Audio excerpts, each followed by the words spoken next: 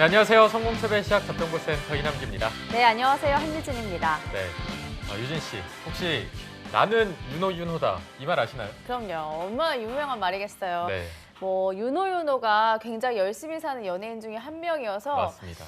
좀 대충 살고 싶을 때 괜찮아, 윤호가 열심히 살고 있으니까 이런 말도 있을 정도로 정말 열정 넘치는 말이라고 알고 있습니다. 네, 맞습니다. 또 이분이 한 말 중에 굉장히 유명한 말이 있죠. 내 몸속에 사는 벌레 중에 가장 해로운 벌레는 바로 대충이다. 맞아요. 멋진 네. 분입니다. 이분 정말 존경할 수 있을 만큼 굉장히 열정이 넘치는 분인데 네. 사실 주변에 이렇게 막 긍정 에너지 뿜뿜하고 에너지가 넘치는 분이 있으면 덩달아서 같이 또 기분이 좋아지기 마련이거든요. 맞아요. 또 그래서 요즘처럼 힘들 때 이 분이 더 유명해진 것 같습니다. 그렇습니다. 오늘이 또 기분 좋은 금요일이긴 하지만요.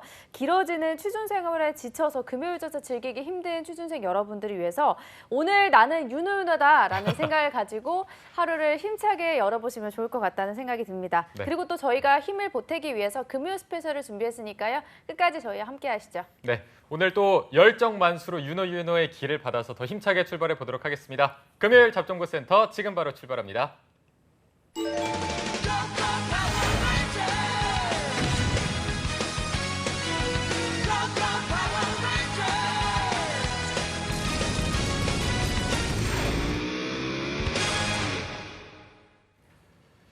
네, 대한민국 어디에서도 찾아볼 수 없는 금쪽 같은 시간입니다. 취업 컨설팅계 최고 히어로들과 함께하는 어벤져스 특집 시간입니다. 네, 취준생들의 막막했던 고민을 속 시원하게 해결해 주실 해결사 세 분을 모셨습니다. 취업 엔젤, 차재원 컨설턴트, 허니보이 만민영 컨설턴트, 그리고 따도녀, 스텔라 컨설턴트 세 분과 함께하겠습니다. 쌤들 안녕하세요. 안녕하세요. 안녕하세요. 네, 안녕하십니까. 차코치님 윤호 아시나요? 매우 알죠. 매우 매우 알죠. 왜냐면 제가 오늘 아침에 유튜브를 보면서 왔는데 하필 그 영상을 보고 왔거든요. 네네. 예. 이게 뭐 유명하죠, 이게 실제로. 사실 데뷔 초만 해도 좀 오글거리긴 했는데 자꾸 보다 보니까 맞아요. 또 정이 가죠. 매우 말이 되고 매우 말이 돼요. 예, 아주 좀 인상 깊었고 그 춤을 출 때 그 바지 찢어지는 영상이 있었거든요. 그 영상도 같이 세트로 연관으로 나오더라고요. 네네네. 그래서 진짜 열정이 만수르구나 아. 생각을 했습니다. 또 그분이 진짜. 일어나자마자 모닝 댄스를 추면서 맞아요, 몸에 딱 그 맞아요. 기운을 업시키잖아요. 혹시 마쌤도 좀 취준생 여러분들한테 어떤 식으로 기운을 좀 돋아 일으키는지. 저는 딱히 뭐 그 좋은 말을 많이 해주는데요. 네네. 그러니까 지금 들었던 그 대충이라는 표현이 굉장히 와닿아서 기존에는 그냥 뭐 생각나는 대로 이야기를 해줬었는데 앞으로는 야 윤호 이런 대충이란 스토리를 들려주면서 좀 힘을 더 북돋아줘야겠다는 생각이 오늘 막 또 확신이 섰습니다. 네. 이미 다 알고 있지 않을까요? 취준생들은? 제가 좀 뒤쳐졌을 수도 있는데 그래도 저는 굉장히 좀 감명을 받아서 저도 한번 이런 좀 라임 한번 좀 생각해봐야 될 것 같습니다. 알겠습니다. 스텔라쌤은 혹시 뭐 동방신기 팬클럽 출신이고 그런 건 아니시죠? 굉장히 좋아했어요. 아, 좋아했어요? 네, 아. 윤호윤호 특히 좋아했고 너무 정감 가지 않나요? 네, 너무 맞아요. 정감 가고 열심히 사는 모습이 보기 좋아요. 네. 자, 오늘 또 이 열정을 받아서 저희 모두 다 함께 좀 기분을 뿜뿜해서 시작해 보도록 하겠습니다. 저희가 지난주에는 이공계열 구직자들의 상반기 채용을 분석해보고 하반기까지 좀 예상해보는 시간을 가져봤는데 일단 이번 주는 인문계열 구직자들의 채용 현황 그리고 하반기 채용 전망까지 짚어보도록 하겠습니다. 지금 상반기 일정을 먼저 짚어보면 면접 결과도 발표가 다 났나요 지금? 아마 제 생각에는 이제 이번 주 금요일, 즉 오늘이죠. 네. 오늘이랑 다음 주, 뭐 내일 아니잖아요. 오늘이잖아요. 그죠? 오늘이랑 다음 주를 기점으로 결과들이 얼추 나올 것이고요. CJ 그룹 같이 뭐 채용의 어떤 시기가 회사랑 계열사 직무보다 차이가 있는 곳들은 아무래도 한 늦어도 다다음 주 내로는 다 어느 정도 결과가 날 것이고요. 상시로 이제 채용을 뽑는 뭐 일동제약 그룹이라던가 여러 일부 공기업들의 채용형 인턴 혹은 체험형 인턴들의 결과들도 6월 뭐 기말고사 기간 전후로는 얼추 기간이 나올 것으로 보이는데 사실 제가 지난주 어벤져스 2공개 편을 좀 봤어요. 이제 뭐 다른 쌤들 나오셔서 여러 말씀들을 주셨는데 사실 2공개 편은 업황에 대한 이런 전반적인 분위기도 사실 채용 규모에 어느 정도 좌우를 할 텐데 그렇죠. 사실 이 인문계 편은 경기가 좋았을 때도 지금보다 좀 더 좋았던 몇 년 전이랑 비교를 해봐도 사실 뭐 그렇게 큰 차이는 사실 상반기에는 없었기 때문에 이런 면들에 대한 것도 저희가 좀 생각을 하면서 너무 암울하게만 보지 말고 좀 밝은 결과들 혹은 하반기까지 좀 대비하는 자세가 필요하지 않을까 싶습니다. 네, 마쌤이 분석하실 때는 지금 인문계 기업 뭐 취업 시장 열린 곳이 더 있나요 추가로? 크게 뭐 많은 분들이 알고 계시는 그런 대기업들 부는 거의 다 끝났다고 보는 게 좀 맞을 것 같습니다. 네. 5월 말이고요. 그나마 뭐 뽑는 곳은 오늘까지인 곳이 또 은행 중에 새마을금고였나요? 아. 또 하나가 있었던 걸로 기억이 나고 네네. 말씀해주신 것처럼 차코치 쌤이 그 채용 전지형 인턴이나 체험형 인턴 공공기관에 이런 자리가 있고 그리고 뭐 보통 수시 채용이라고 해서 올해 1월부터 현대자동차 그룹에 그 직무별 채용이 있었잖아요. 근데 제가 좀 찾아보니까 지난주 월요일까지 재경팀이나 아니면 일요일 총무팀 이렇게 서류 접수가 마감이 되고 현재 지금 우리가 인문계 특집이다 보니까 인문계 분들이 지원할 수 있는 공고가 아직까지는 또 상시지만 열리지 않은 것으로 좀 파악이 되는 걸 봐서 네. 지금 시점은 대부분 마무리가 됐다라고 보는 게 일반 신입 공채는요. 그게 좀 맞을 것 같습니다. 네. 스텔라 쌤은 지금 상반기 채용 현황 어떻게 보고 계신가요? 네, 근데 이제 뭐 대기업 공채는 어느 정도 얼추 끝나기는 했는데 네. 이제 일정 한번 조금만 더 짚어보면 면접이 아직 좀 남아 있는 그룹이 좀 있죠. 네. 동원이나 이랜드 그룹 같은 경우는 이제 이번 주 주말에 인적성을 보게 될 거고요. 그리고 또 최근 친구들 가장 가고 싶어하는 글로벌 벤더사 세아 상역의 경우도 28일 면접이 남아 있는데 세아 상역의 경우에는 거의 대기업 수준으로 친구들이 정말 가고 싶어했고 이번 주 중에도 면접을 봤었던 롯데 홈쇼핑이나 현대 그린푸드 그리고 어제 또 현대 모비스 면접을 봤었거든요. 그래서 몇몇의 그룹 계열사들이 이제 조금 마무리를 하는 시점이기도 하고 금융권의 경우에는 이제 막 서류 합격이나 필기 일정 나오고 면접 일정 잡히기도 했고 그러니까 제가 봤을 때는 확실히 19년도는 좀 작년에 비해서는 수시 상시 채용이 도입이 되면서 뭔가 전형적인 기간이 있기는 하지만 그래도 좀 계열사별로 조금씩은 유연하게 진행은 하고 있는 것 같습니다. 네, 알겠습니다. 지난주에 이공계 관련해서 쌤들의 얘기를 들어봤더니 합격생들 얘기가 조금씩은 들려오고 있긴 하지만 그래도 크게 많이 들리진 않는다 이런 식으로 얘기를 들었거든요. 네. 인문계생들은 조금 더 저조하지 않을까 싶은데 쌤들의 지금 상반기 성적은 좀 어떤 편인가요? 저 같은 경우에는 글쎄요 이제 아까 말씀해 주셨던 것처럼 면접이 진행 중인 곳들이 있고 금융권 같은 경우에는 뭐 우리은행은 이제 다음 주부터 1차 면접 보고요. 그리고 내일 신한은행은 필기고사를 봐요. 아직 좀 전형이 남아있기 때문에 이렇게 세 자릿수로 뽑는 곳들에 대한 결과를 조금 더 기다려봐야 되긴 하지만 그래도 좀 전형이 일찍 끝난 곳들 뭐 예를 들어 농협은행 6급 채용이라든지 아니면 4월 달쯤에 마무리가 됐었던 뭐 AK플라자 채용형 인턴이나 아니면 서민금융진흥원 이런 공공기관에서도 이 같은 경우에는 채용이 마무리가 됐거든요. 여기에 합격한 친구들은 반짝 좋아하다가 현재는 지금 다 근데 미리 합격한 친구들은 이미 좀 업무에 배치를 받아서 좀 현재 열심히 업무를 익히고 있는 그런 상황이라고 좀 전해 들었습니다. 네. 스텔라 쌤 제자들은 지금 어떻게 보내고 있나요? 네, 서류 합격자들 현황을 한번 보면 확실히 상경 계열 친구들 서류 합격률을 봤을 때는 순수 어문 계열 친구들보다는 현저히 안정적이긴 했어요. 근데 어문 계열 친구들 중에서도 복수 전공이나 이중 전공을 경영학이나 무역, 상경계 쪽으로 한 친구들이 좀 합격률이 상대적으로 높았고 직무별로 한번 구분을 좀 해보면 확실히 특정 직무를 명확히 설정한 친구들의 성적이 높았는데 인사 직무의 경우에는 확실히 상위권 대학교 친구들 전공은 심리학과, 철학과, 뭐 경영학과 다양해서 우대는 없었지만 그래도 HRD 경우에는 교육학 전공 친구들 공인노무사 자격증이 있다 하면은 당연히 좋았지만 그래도 만약에 없었을 경우에는 그래도 HRM 자격증 있는 친구들이 서류 합격률은 확실히 높았고요. 재경 직무의 경우에도 CPA가 만약에 없다 그렇다면 전산세무나 전산회계 등의 자격증을 상대적으로는 다수 구비하고 있었던 친구들이 서합률이 좀 높았고요. 국내 영업의 경우에는 인서울권, 뭐 지방 국립대 친구들 모두 서류 합격률은 준수한 성적이었습니다. 그렇지만 이제 성향적으로 이 친구 좀 세일즈 괜찮겠다. 아르바이트나 뭐 영업 인턴 근무 경력 있었던 친구들이 아무래도 면접까지도 조금은 결과가 좋았었던 것 같고요. 해외 영업 직무는 이번에 정말 경쟁률이 너무 높았어요. 그리고 갈수록 스펙도 좀 높아지고 어학 능력이 영어 플러스 알파까지 구비한 친구들이 실질적으로는 좀 성적이 높았던 것 같습니다. 네, 정말 전공별로 잘 정리를 해주신 것 같습니다. 네. 차코치님 제자들은 어떤 상황인가요? 네, 뭐 저는 이제 두 분처럼 적이 있지 않은 자유의 몸인지라 제가 별도의 학생들을 케어하거나 관리하진 못했어요. 이번 시즌은 학원에서 강의를 일절 하질 않았고요. 주로 외부 공공기관이나 특강 위주로 하다 보니까 이제 그날 만난 분들이 많죠. 이제 그런 분들에게 뭐 연락들이 오면 서류 때까지는 연락들이 자주 왔는데 이제 뭐 필기 전형 혹은 NCS 전형 뭐 이런 인적성 고사 기간을 전후로는 급격히 연락들이 떨어지는 거. 예, 그렇죠. 급줄죠. 뭐 저는 뭐 제가 뭐 학원 강의를 별도로 하고 있지 않기 때문에 그런 걸 봤을 때는 앞에도 쌤들 말씀도 종합해 봐도 그렇고 서류 전형은 좀 아무래도 문호가 좀 많이 개방이 된 느낌인데 필기고사를 기점으로 조금 들어가기는 어려운 게 사실인 것 같고요.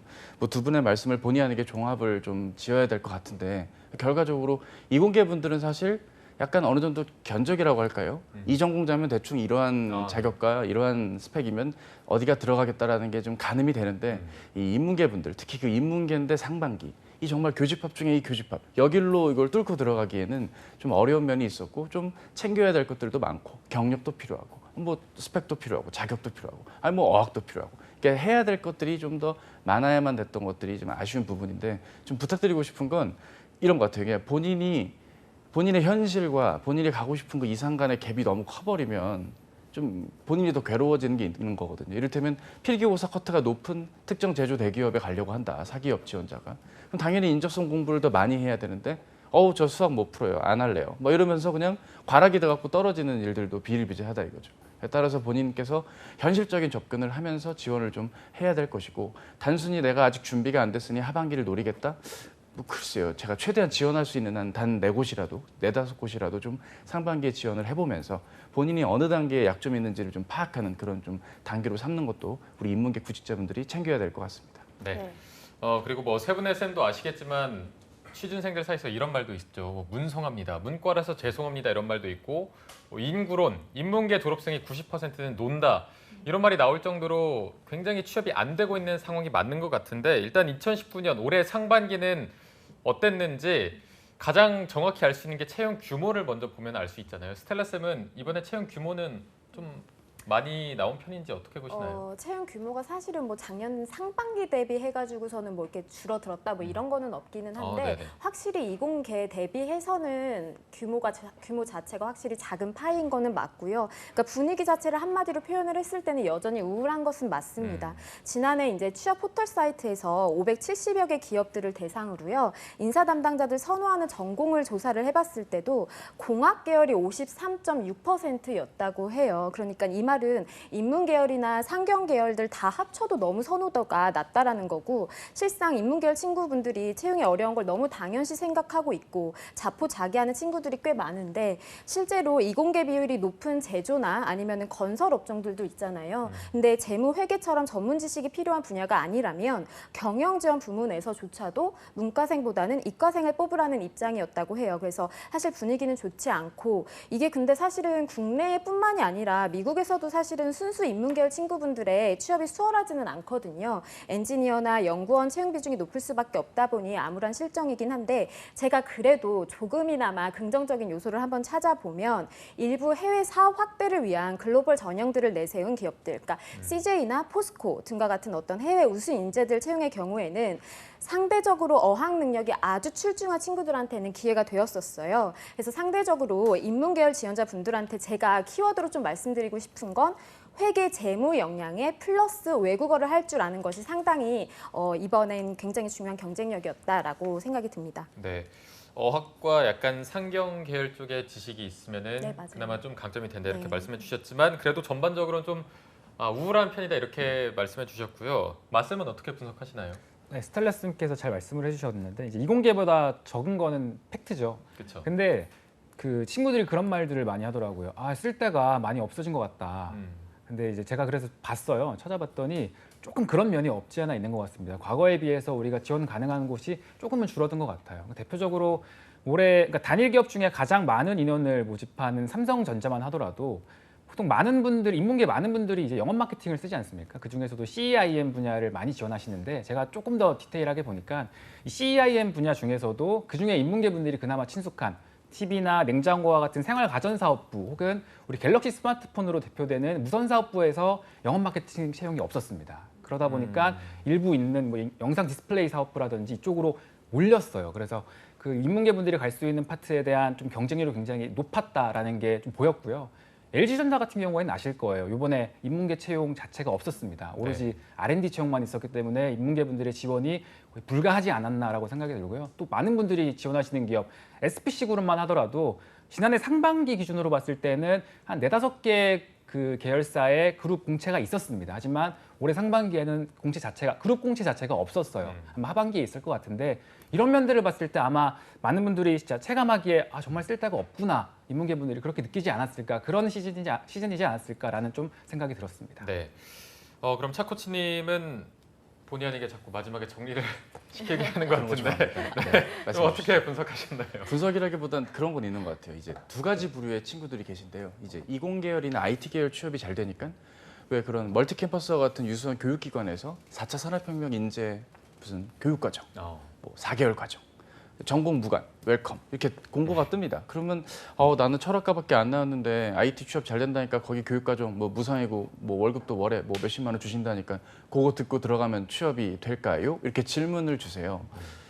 될 수도 있죠. 본인이 열심히 노력을 하시면 안 될 수는 없을 거예요. 근데 이제 그렇게 되는데 그분의 연령이 뭐 31살이시라든지 이게 되게 본인의 현실은 좀 약간 좀 지우고 좀 피하고 싶으시면서 좀 이상적인 것만 너무 쫓으려는 경향들도 좀 암암리에 있거든요. 그러니까 우리 두 쌤들은 사실 본인의 취업에 대한 고민이 어느 정도 정리가 된 분들과의 어떤 케어였다면 저 같은 경우는 이번 숙제는 사실 되게 러프한 상태에서 편하게 질문을 주는 분들이 많다 보니까 그런 것들의 의사결정에 대한 조언을 뭐 특강 마치고 좀 드리게 됐는데 이렇게 정부의 이런 정책이나 발표를 듣고 나도 한번 되지 않을까라는 그런 막연한 의사결정들이 의외로 이번 상반기 때 또 우리가 모르는 시각 혹은 이 영상을 나중에 보시는 분들도 한 번쯤은 생각을 안 했지는 않았을 것 같아요. 그러니까 이런 분들의 고민들이 되게 현실적으로 접근이 돼야 될 것 같다는 게 좀 첫 번째로 드리고 싶은 부분이고요.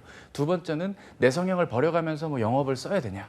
뭐 나는 은행 쪽 관심 없었는데 이거 은행 써야 되냐. 뭐 이렇게 생각하시는 분들이 있는데 현실적으로 본인의 취업이 좀 급하시고 공백 기가 1년 혹은 10개월 이상이 되셨다면 어느 정도 현실적인 선택도 일정 부분 조언을 좀 드려야 되는 게 상반기 기간의 인문계 취업에 대한 내용이 아닐까라는 생각도 들게 되고요. 두 쌤께서 말씀을 잘해주신 것만 듣고 그럼 내가 뭐 회계 자격증을 따야 되나 하고 재경관리사 시험 일정을 본다든지 뭐 이런 것들이 과연 본인의 어떤 그 질 좋은 취업에 도움이 될지 저는 솔직히 모르겠습니다. 그러니까 이런 전문가 쌤들 저희 방송에 나오는 모든 쌤들의 말씀을 1차원적으로 이걸 받아들이고 바로 이걸 자격이나 무슨 시험 등으로 이걸 해석하려고 한다면 그건 좀 옳지 않은 것 같아요. 어디까지나 참고로 생각하시면서 본인이 현실적인 본인에게 맞는 취업 그 내용을 취업해서 좀 적용하셨으면 좋겠다는 게 제 생각입니다. 네. 알겠습니다. 상반기에 대해서 좀 전반적으로 짚어봤는데 이제는 상반기는 거의 끝났고 이제 하반기가 다가오기 때문에 하반기가 어떤 식으로 흘러갈지도 저희가 알고 가면 좋을 것 같아서 네. 하반기 취업 시장 전망을 쌤들은 어떻게 보고 계시는지 이번에는 차코치님이 먼저 해주시죠. 그렇군요. 일단은 전통적으로 인문계 분들 많이 뽑는 롯데 그리고 CJ그룹 그리고 뭐 신세계그룹은 늘 하반기에 이제 인턴 전형 베이스로 시작을 했습니다. 이 세 곳이 금융권이나 공기업을 제외한 순수 대기업 중에선 여러분들에게 그나마 문호를 개방하는 그런 기업들이 아닐까 싶습니다. 하지만 잘 따져보면 제가 화요일 날 CJ 편 때도 말씀을 드렸는데 막상 그렇게 TU가 많지는 않거든요. 그 회사의 캐시카우가 될 만한 걸 이끌어가는 주로 영업이라든가 기획단의 일들을 하는 곳만 뭐 잘해야 두 자릿수, 그것도 뭐 20명 미만일 것이고요. 그 밖에는 뭐 TU가 많아야 둘, 셋, 적으면 1명 정도의 채용만 있을 것입니다. 아니 뭐 그렇게 말씀을 섭섭하게 하십니까? 라고 한다면 뭐 저도 드릴 말씀이 없습니다. 왜냐하면 그 회사들은 나름 최선을 다해서 신입 TU를 만들었을 뿐입니다.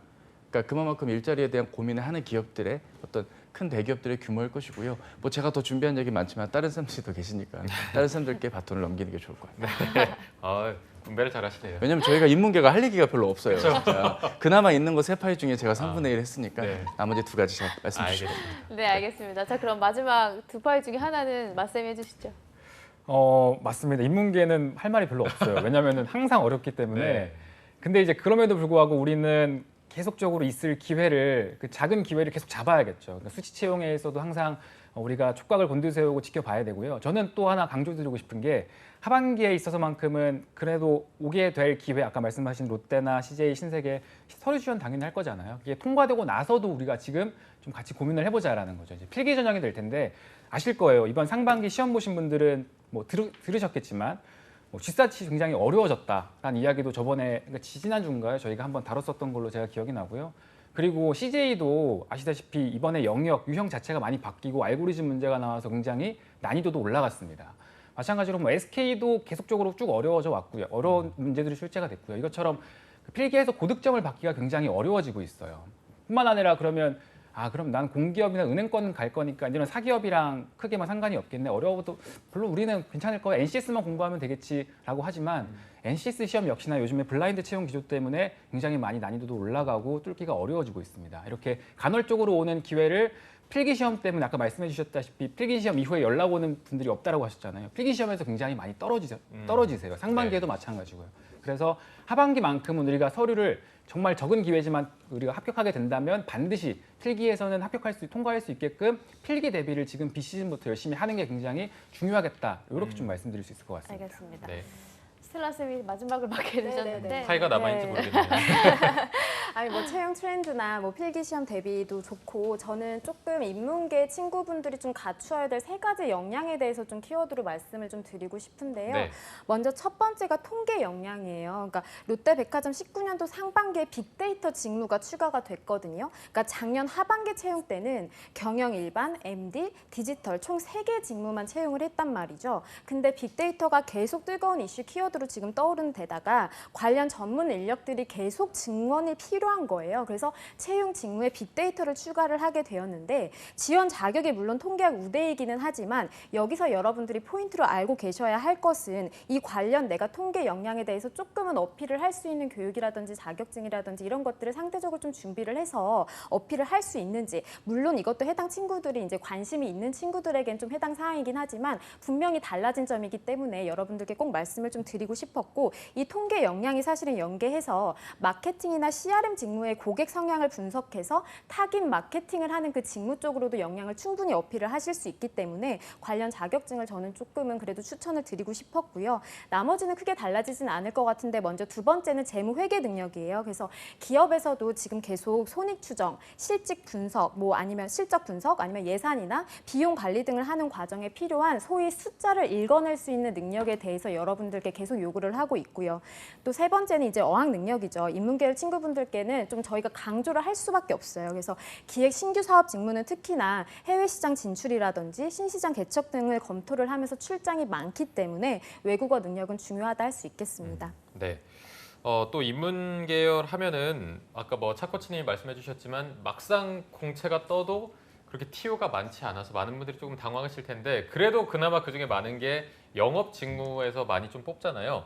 영업 직무 외에 좀 주목할 직무가 있는지 또 영업의 강세는 좀 계속해서 이어질지 차코치님은 어떻게 보시나요? 예, 강세라기보다는 그나마 남아있는 버팀목 정도로 이해를 하는 게 오히려 더 좋을 것 같아요. 사실 저희 영상을 보시는 이제 일반 상반기의 결과가 안 좋았던 분들의 경우라고 한다면 뭐 아픔으로 이 영상을 보시겠지만 좀 연령대가 낮으신 3학년 2학기나 4학년 1학기, 즉 하반기를 목전에 두신 분들께 좀 드리고 싶은 부분은 저희가 해드렸던 이 조언이 어디까지나 공통적으로 적용이 된다는 것이지 본인에게는 다 사이드가 다르다는 걸 말씀을 드리고 싶어요. 이 말씀을 지금 이 영업 얘기하면서 왜 드리는 거냐면 대부분의 영업을 쓰시는 분들의 부류는 크게 두 부류예요. 본인이 스펙이 뭐 좀 안 좋거나 본인의 강점이라 할 포인트가 딱히 없는 상황에서 그나마 현실적으로 많이 뽑는 데에 들어가자.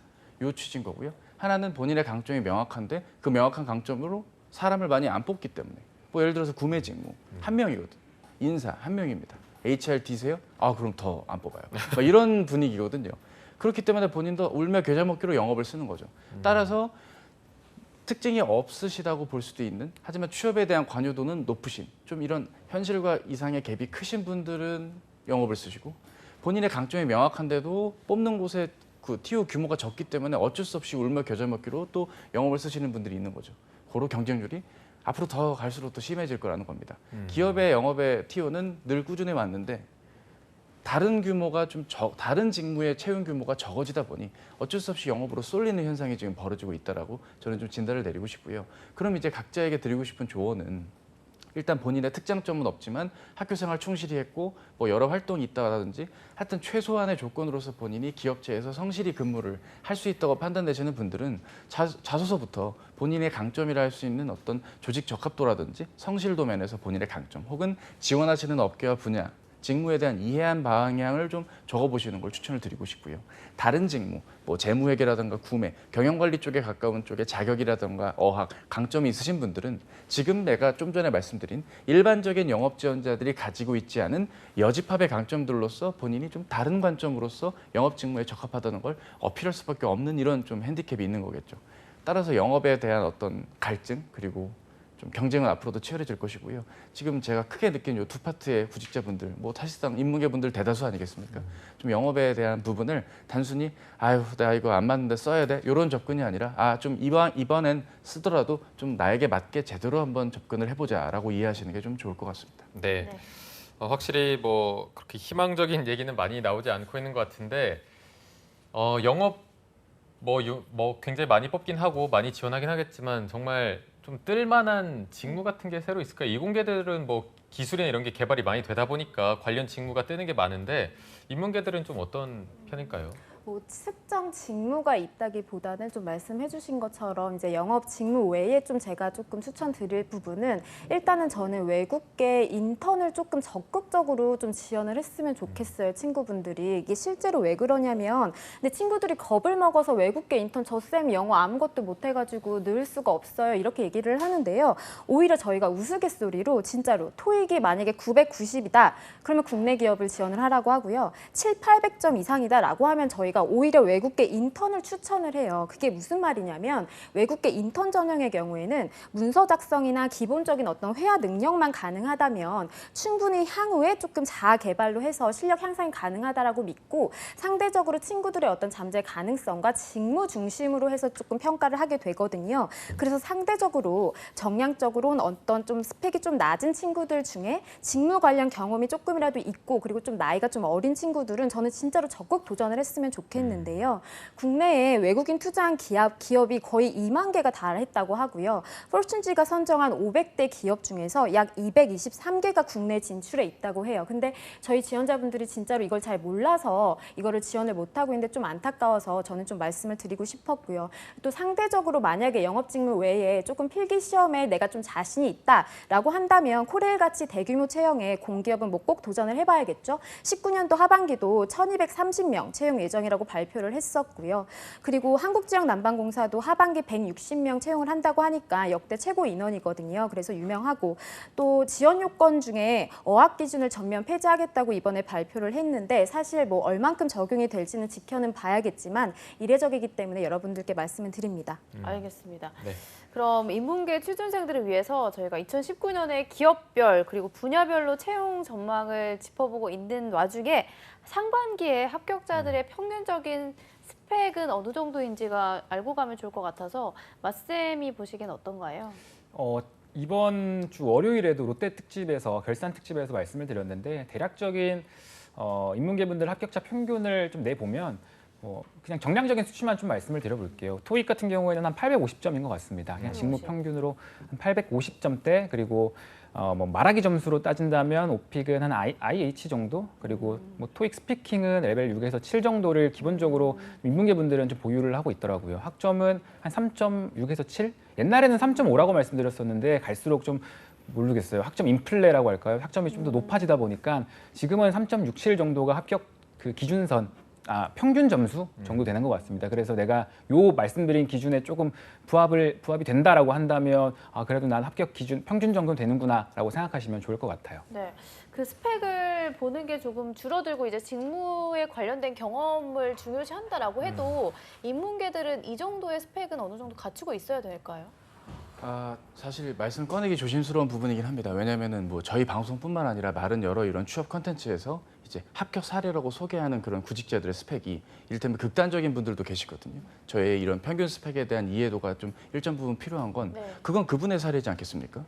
그분이 노력해서 잘 된 건데 그걸 어떻게 일반화시켜서 저분이 학점이 3.1이고 토익이 650밖에 안 됐는데 영어 말하기 레벨 8 받으면 취업했네? 그럼 나도 영어 말하기 학원 등록해야겠다. 이렇게 받아들인다는 거죠. 이 영상을 보시는 우리 구직자분들이. 가장 당군일에 똑똑한 세대신데 가장 결정적인 의사결정에서 좀 많이 힘들어하시는 경향들의 상당수가 바로 이런 부분이기 때문에 지금의 이 평균 스펙을 들으시고 그럼 내가 그 스펙에 맞춰서 나를 맞춰야겠군 이라기보단 전체적으로 나의 경쟁자들이 요 정도 수준이구나. 근데 이제 그 정도 수준인 분들이 제조업 다르고 유통 소비재 기업 다르고 금융권 다르고 공기업 다 달라요. 따라서 그런 나의 어떤 경쟁 상대들의 평균치를 보고 본인이 계산을 해 가시면서 본인에게 맞는 맞춤형 취업을 해야 된다는 걸 들 수가 있겠죠. 이를테면 본인이 원래 문법적인 건 약하지만 그래도 내가 영어 회화엔 좀 강점이 있다. 학점 3점대 후반에 나쁘지 않다. 어학 점수는 아직 없네.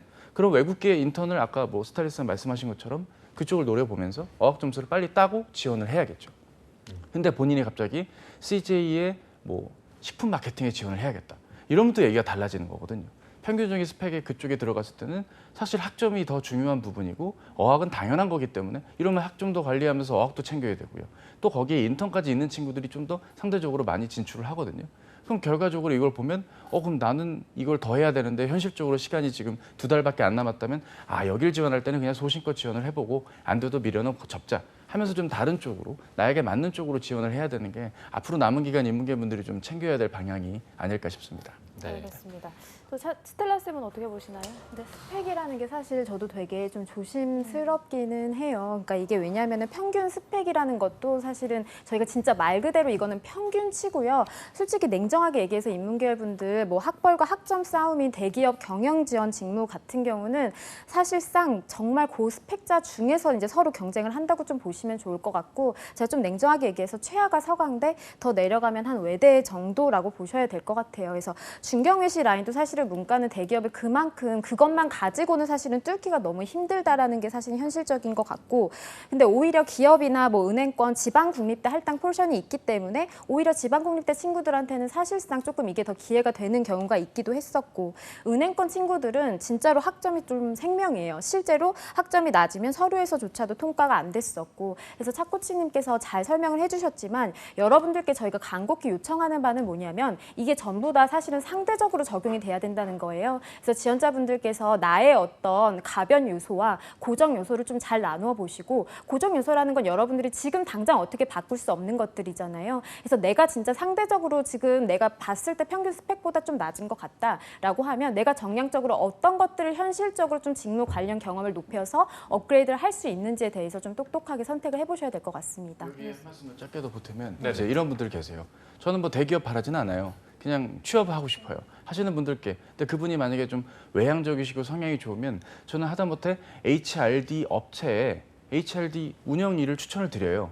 인턴으로 한 6개월 해보시고 본인이 여기에 맞으면 거기서부터 사회생활을 시작하시는 거거든요. 그럼 또 이제 핑계들이 나오세요. 아니 저는 사실 이런 거 하려고 제가 뭐 취업한 거 아닌데요. 이러면서 또 이제 입장이 또 바뀌는 거 아니겠습니까? 그러니까 본인에게 가장 완벽한 타입의 아이디어라는 타입으로 취업을 하기에는 인문계 분들의 상반기 취업은 사실 어려웠고 하반기 전형도 아직은 녹록진 않지만 그만큼 본인에게 맞는 현실적인 접근이 필요하다는 걸 기억하셨으면 좋겠어요. 네, 세 분이 계속해서 스펙에 대한 말씀을 해주셨기 때문에 스펙은 어느 정도 갖춘 분들이 이제 계속해서 취업이 안 되니까 다른 곳에 눈을 좀 돌리거든요. 네. 뭐 자격증을 따기도 하고 아니면 뭐 석사나 박사까지 따려고 하는 분들도 있어서 쌤들은 좀 어떻게 생각하시는지 맞쌤은 이렇게 하는 게 좀 맞다고 보시나요?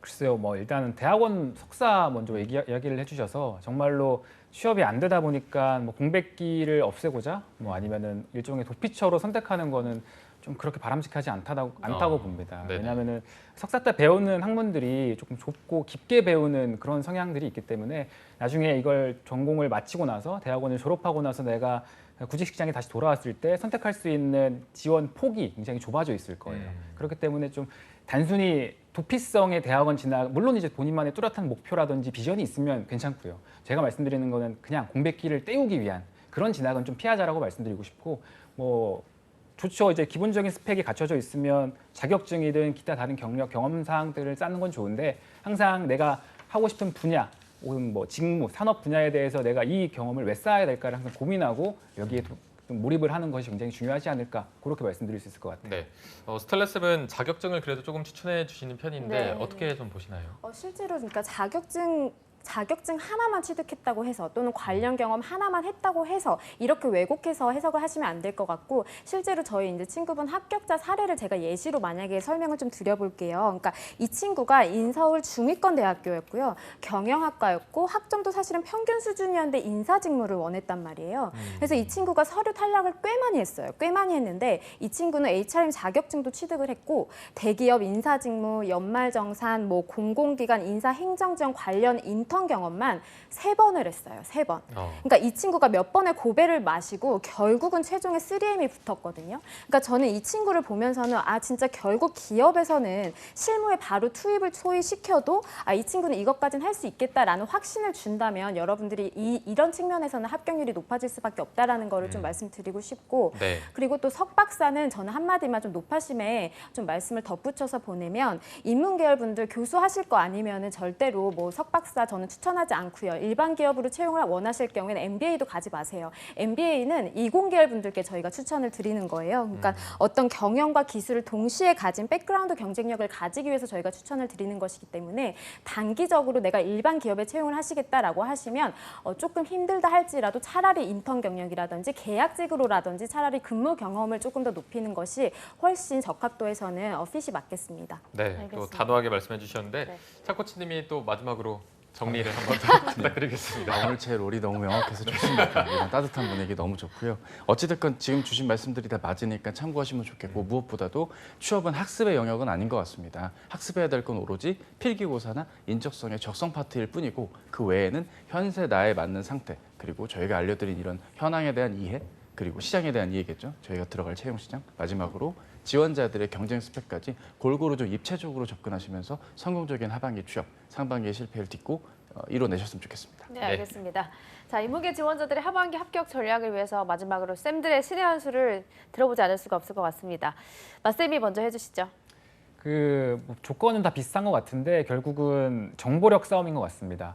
이제 우리 하반기를 앞두고 있잖아요. 근데 잠시 지난 하반기를 돌이켜 봤을 때 되게 이제 공개적으로 이야기가 나온 거예요. LG U+ 같은 경우에는 총 78명의 신입사원 중 약 58%가 인문계 전공자로 채워졌다고 합니다. 그만큼 절반 이상이 인문계로 그러니까 LG U+에서 공식적으로 이야기한 내용인데 이것처럼 우리가 잘만 찾으면 분명히 인문계 분들에게도 열려 있는 회사들이 많아요. 그리고 또 뭐 경력 경험 어떻게 쌓아요라고 많이 물어보시는데 제가 또 찾아보니까 경기도 일자리재단에서 패션 유통 매장 관리 전문인 인력 양성 교육을 또 지금 모집하고 있더라고요. 내가 관련해서 경험이 없으면 빨리 찾아보고 지원을 해서 교육을 받으면 또 이력서나 자기소개서에 한 줄 쓸 수 있는 거 아닐까요? 그렇기 네. 때문에 내가 조금 더 취업에 목말라 있고 정말 이번에 하반기에 좀 성공을 하고 싶다고 한다면 이런 정보들 빨리 좀 찾는 게 굉장히 중요하지 않을까 마지막으로 말씀드릴 수 있을 것 같습니다. 네. 네, 스텔라 쌤도 부탁드립니다. 네, 모 그룹사에서 이제 신입사원들이 갖춰야 될 역량에 대해서 한마디로 표현을 해달라고 했더니 H자형 인재를 말을 했다고 해요. 그러니까 결국은 이게 뭐냐면 관련 분야의 어떤 직무 지식 그리고 산업 간의 어떤 컨버전스, 융합 능력인데요. 어찌 보면 내가 좀 뭔가가 내가 갖고 있는 인문 계열의 어떤 전공과 플러스로 뭔가를 하나를 더 갖춰야 된다라는 것이 어떻게 보면 여러분들께는 조금은 좀 벅찰 수도 있을진 모르겠으나 근데 우리 바꿔서 생각을 해보면 사실은 뭔가 하나로 내가 더 하나의 무기만 조금 가지고 있다라고 하면 훨씬 더 경쟁력을 갖출 수 있다라고 하는 거니까 여러분들이 직무 관련해서 내가 어떤 것들을 조금 하나 더 취득을 할 수 있을까라는 것에 대해서 좀 잘 전략을 짜보시면 좋겠습니다. 네. 네. 그리고 오늘 정리를 맡고 계신 정리 차코치님도 요정. 마지막 정리입니다. 짧고 굵게 말씀드리겠습니다. 뭐 거두절미하고 학습은 그만, 나에게 맞는 준비, 그리고 꾸준한 지원, 요것만이 살 길이다. 그러니까 선배 세대만큼 취업이 딱 그때 맞춰서만 해서 되는 시기가 지났습니다. 경쟁력 있는 구직 활동 이어가셨으면 좋겠습니다. 네, 알겠습니다. 오늘 도움 말씀 주신 차재원 컨설턴트 그리고 더빅스터디의 마민영 강사님, 트러스트원 취업 컨설팅의 스텔라 컨설턴트 세 분과 함께했습니다. 고맙습니다. 고맙습니다. 네, 잠시 후 잡정보센터 2부에서는요 일자리 방방곡곡이 준비되어 있고요. 네, 그리고 신비한 신직업사전도 준비되어 있습니다. 네, 저희는 잠시 후 뵙겠습니다. 채널 고정.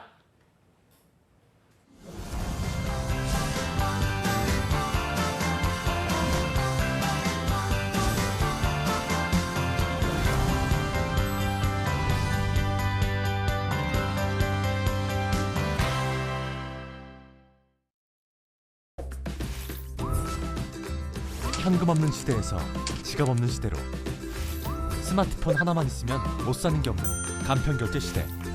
소상공인을 위한 간편결제 서비스 제로페이가 본격 시행됩니다. 수수료는 다운, 편의성은 업. 스마트폰만 있으면 언제 어디서나 오케이. 제로페이 사용법 정말 간단하죠? 다양한 공공민간 상품권을 제로페이 포인트로 적립하여 사용 가능하며 사용대금 40% 소득공제 등 다양한 혜택이 주어집니다. 누구나 쉽고 편리하게 사용할 수 있는 제로페이. 서민 지갑은 두툼하게, 결제는 간편하게. 구매자와 판매자가 만드는 상생의 혁신 제로페이. 대한민국 경제를 살립니다.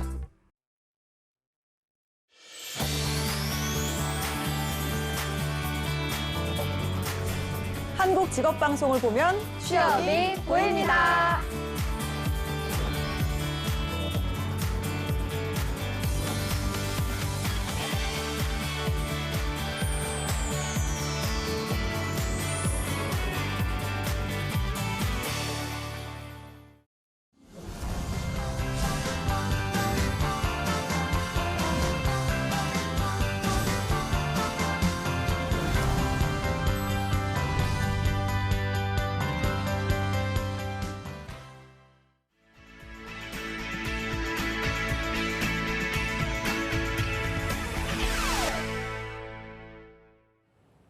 네, 매일매일 전국 각지의 생생한 채용 정보를 알아보는 일자리 방방곡곡. 오늘은 이천으로 먼저 연결해 보도록 하겠습니다. 이천 고용센터의 이혜진 주무관님 안녕하세요. 네, 안녕하세요. 이천 고용복지플러스센터 이혜진입니다. 네, 오늘의 채용 소식 알려주시죠. 먼저 소개해드릴 사업장은 여주시 가남읍 여주 남로에 위치한 의약품 제조업체 BC월드 제약입니다. 이번에 의약품 연구 시험 분석 업무를 담당할 신입 의약품 연구원 2명을 모집합니다. 학력 대졸 이상 석사 이하로 생명과학이나 화학 전공자로 워드, 엑셀 등 컴퓨터 활용이 능숙한 자를 우대합니다. 주 5일 근무로 근무 시간은 오전 8시 30분부터 오후 5시 30분까지이고 통근버스와 기숙사가 지원됩니다. 급여는 연봉 2,700만 원 이상으로 면접 후 결정 가능합니다. 접수 마감은 채용 시까지로 이력서와 자기소개서를 방문, 우편, 이메일로 접수한다고 하니 자세한 사항은 워크넷 채용 정보를 확인하시기 바랍니다. 네, 신입의 의약품 연구원 2명을 채용한다고 합니다. 관심 있는 구직자 여러분들의 많은 지원 바라겠습니다. 주무관님 바로 다음 소식도 알려주시죠. 다음 소개해드릴 곳은 이천시 대산로에 위치한 반도체 장비 수리업체 주식회사 TS텍입니다. 이번에 반도체 장비 PCB 수리 업무를 담당할 전기 전자기기 설치 수리원 2명을 모집합니다. 학력은 고졸 이상 대졸 이하로 경력은 무관합니다. 전자공학 전공자로 전자기기 기능사 자격증 소지자, 운전 가능자, 학점 우수자, 해외 연수자를 우대합니다.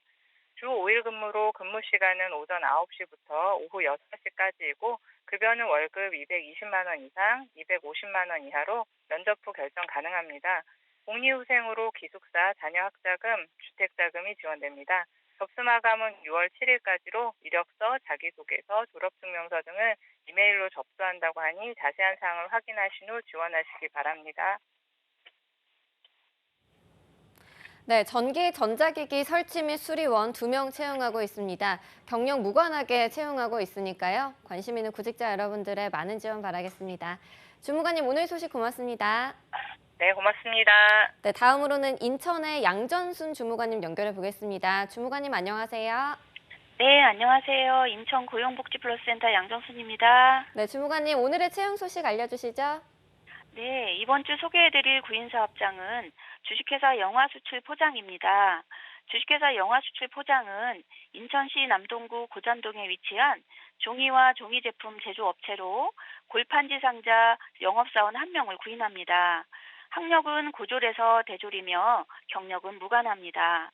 주로 신규 거래처를 개척하여 영업을 하고 거래처를 관리하는 업무와 수공관리 업무를 담당합니다. 업무 특성상 영업활동을 하므로 운전이 가능하여야 하며 차량 유지비를 지원하고 있습니다.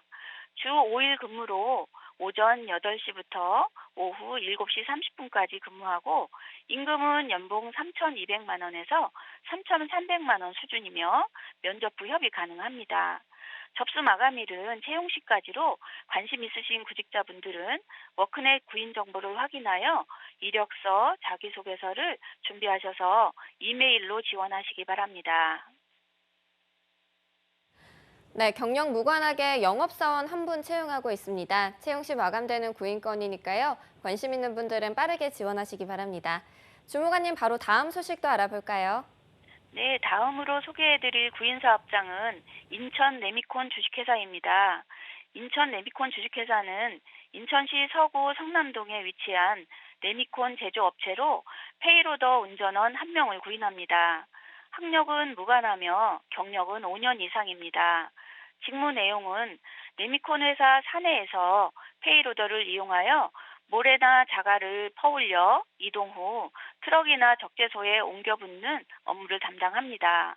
주 5일 근무로 근무 시간은 오전 7시부터 오후 5시까지이고 격주 토요일 근무를 합니다. 임금은 월 330만 원 수준으로 면접 후 협의 가능합니다. 접수 마감일은 2019년 6월 4일까지이므로 관심 있으신 구직자분들은 워크넷 구인 정보를 확인하여 이력서, 자기소개서를 준비하셔서 팩스 또는 이메일로 지원하시기 바랍니다. 네, 5년 이상 경력의 페이로더 운전원 1명 채용하고 있습니다. 관심 있는 구직자 여러분들은 마감일 맞춰서 지원해 보시기 바랍니다. 주무관님, 오늘 소식 고맙습니다. 네, 고맙습니다. 네, 지금까지 일자리 방방곡곡 경기와 인천 지역의 채용 정보 알아봤습니다.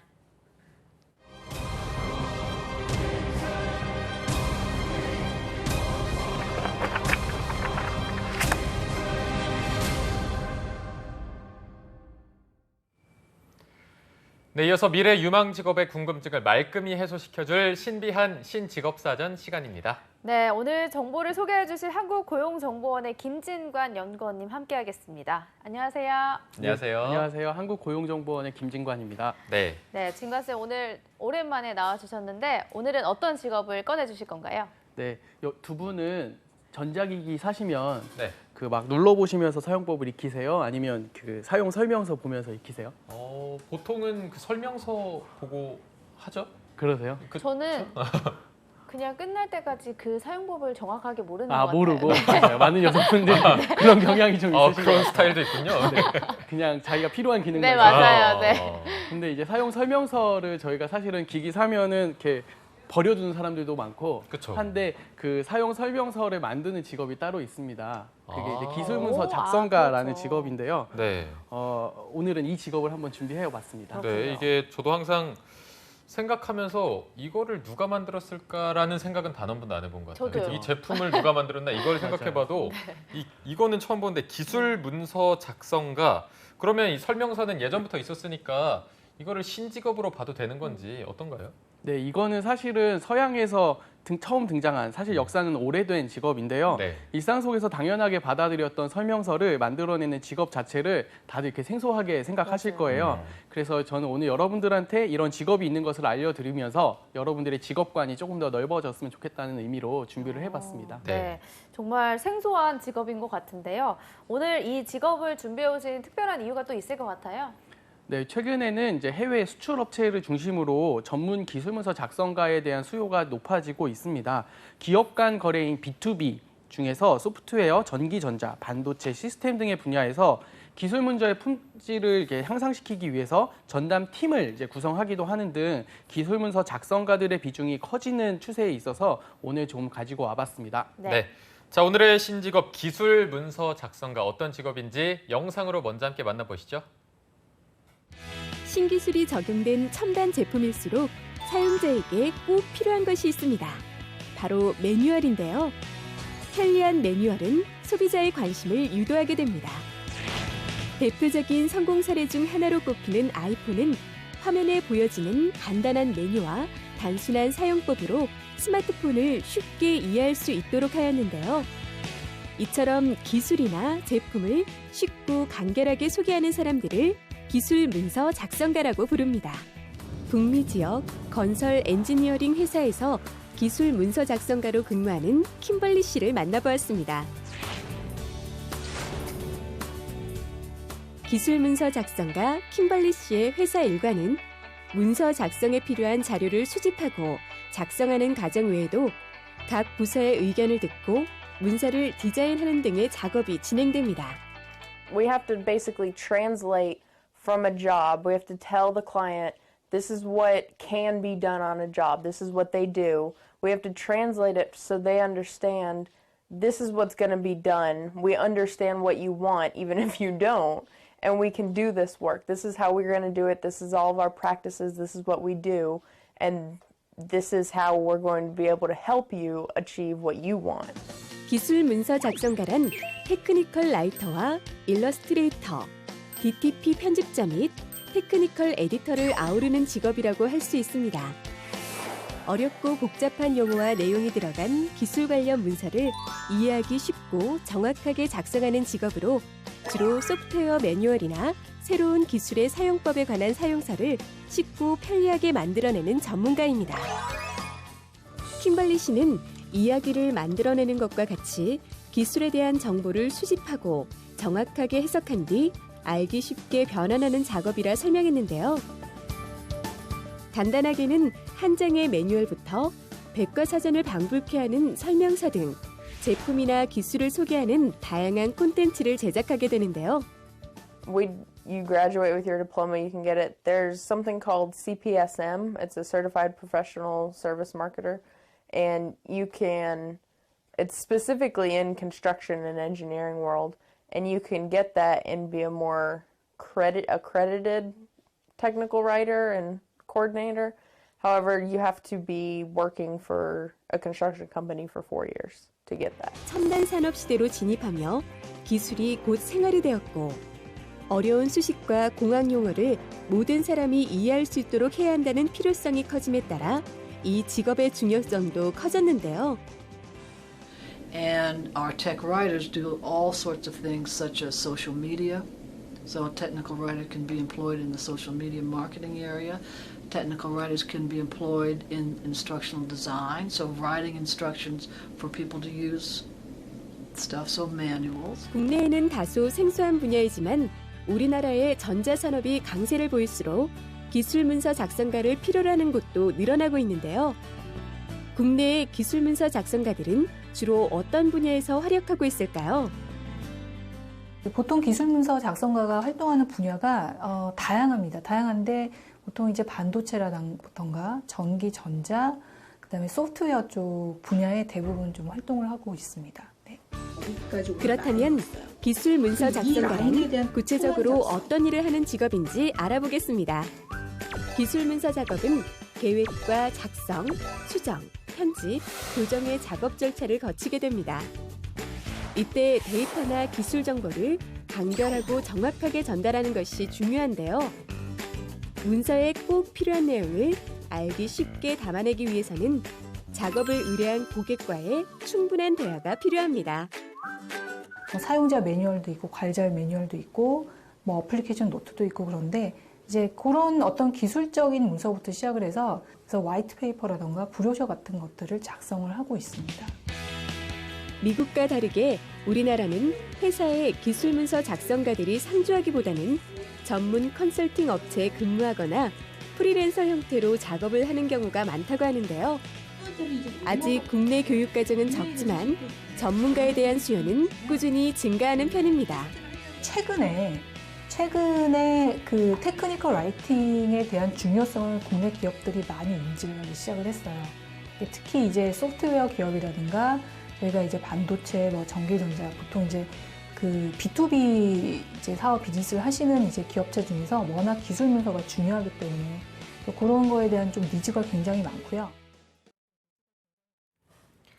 네, 기술 문서 작성가에 대해서 VCR을 함께 보고 오셨고요. 일단은 이 직업을 갖기 위해서 필요한 역량이 뭔지부터 정리를 좀 해주실까요? 네, 기술문서 작성가는요, 영어 명칭으로는 테크니컬 커뮤니케이터라고 하는데요. 이 말에서 알 수 있듯이 기술문서 작성가는 제품이나 서비스 개발자한테 이제 명확하게 질문을 하고 나서 그 개발자가 해주는 대답을 이렇게 어떤 대답이 좋은지를 좀 선별을 하고 네. 그 중에서 이제 핵심적인 내용들을 고객에게 전달할 수 있도록 하는 이런 커뮤니케이션 능력이 가장 중요한 역량입니다. 따라서 해당 제품이나 서비스 분야에 대한 이해, 그리고 글쓰기 능력, 그리고 해당 기술 분야와 관련된 뛰어난 리서치 능력이 필수적입니다. 네. 그리고 아까 소개를 해주실 때 최근에 해외 수출 업체들을 중심으로 수요가 늘고 있다고 하셨는데 그러다 보니까 아무래도 영어 능력이 좀 요구되지 않을까 싶은데 어떤가요? 네, 맞습니다. 테크니컬 커뮤니케이션을 필요로 하는 국내 기업은 대다수가 이제 수출 업체입니다. 따라서 영문으로 그 매뉴얼들을 작성을 해야 되는데요. 그래서 이렇게 영문으로 작성을 할 때에는 기본적인 영어 지식이 필요한 게 아니라 이제 원어민 정도의 외국어 능력이 필요합니다. 그래서 이때 기술문서를 작성할 때는 저희가 생각하는 토익이나 토플의 에세이 작성 수준이 아니라 그 목적이나 그 어떤 제품을 소개하고 있느냐에 따라서 그 영문으로 작성하는 방법과 스타일이 다르기 때문에 영문 테크니컬 라이팅 교육이 반드시 필요합니다. 네. 그러면 이게 기술 문서 작성과 육성을 위한 교육 같은 게 따로 있는 편인가요? 국내에는 그렇게 많은 편은 아니고요. 그 한국 TC협회 또 B2B 테크니컬 커뮤니케이션 컨설팅 회사인 뭐 D&D 그리고 한겨레 교육문화센터 등의 관련 교육 과정들이 개설되어 있습니다. 그렇군요. 그러면 최근에 그럼 우리나라에서 국내 현황은 좀 어떤 편인지도 알려주시면 좋을 것 같아요. 미국에서는 테크니컬 커뮤니케이션 분야가 엔지니어링 분야와 동일하게 전문 분야로 인정을 받으면서 활동이 활발한데요. 국내에서는 아직 초기 단계에 머물고 있습니다. 그래서 아직은 기술문서 작성과 관련된 전문 업체는 10개 미만으로 소수인 편으로 파악이 되고요. 지금까지는 많은 국내 기업들이 기술문서의 중요성을 제대로 이렇게 인식하지 못했었습니다. 하지만 최근에는 해외 수출업체들을 중심으로 기술문서의 품질을 높이려는 그 움직임들이 있기 때문에 그리고 또 이러한 기술문서의 품질 향상이 기업의 이미지 제고에 영향을 미친다는 것을 인식했기 때문에 점차 수요가 증가할 것으로 예상이 됩니다. 네, 어쨌든 전망은 좀 조금씩 나아지고 있는 건데 그래도 좀 구체적으로 봤을 때 앞으로 향후 전망에 대해서는 어떻게 보시는지도 말씀해 주시죠. 네, 여러분도 뭐 다 아시다시피 정보통신 기술이 계속 빠르게 발전을 하고 있잖아요. 그래서 이를 기반으로 한 제품이나 서비스들이 굉장히 많이 나오고 있습니다. 그래서 신제품의 개발 주기가 점차 짧아지고 해당 제품에 대한 사용 정보를 소비자들에게 정확하고 쉽게 전달해야 되는 니즈들이 계속 증가하고 있습니다. 그래서 장기적으로는 기업 내 기술문서 작성가는 물론 해당 업무를 전문적으로 수행하는 테크니컬 커뮤니케이션 전문 업체들에 대한 수요 역시 증가할 것으로 기대가 되고요. 국내 소프트웨어, 반도체, 시스템 기업들이 해외로 많이 진출하게 되면서 B2B 기술문서의 수요가 증가할 것으로 예상이 됩니다. 네, 알겠습니다. 오늘은 앞으로의 영향력이 더 기대가 되는 기술 문서 작성가라는 신직업에 대해서 함께 알아봤습니다. 오늘 함께 해주신 한국고용정보원의 김진관 연구원님 고맙습니다. 고맙습니다. 네, 잡정보센터 오늘 준비한 내용은 여기까지입니다. 네, 저희는 다음 주 월요일 오전 10시에 웃는 얼굴로 찾아뵙겠습니다. 여러분 고맙습니다. 고맙습니다.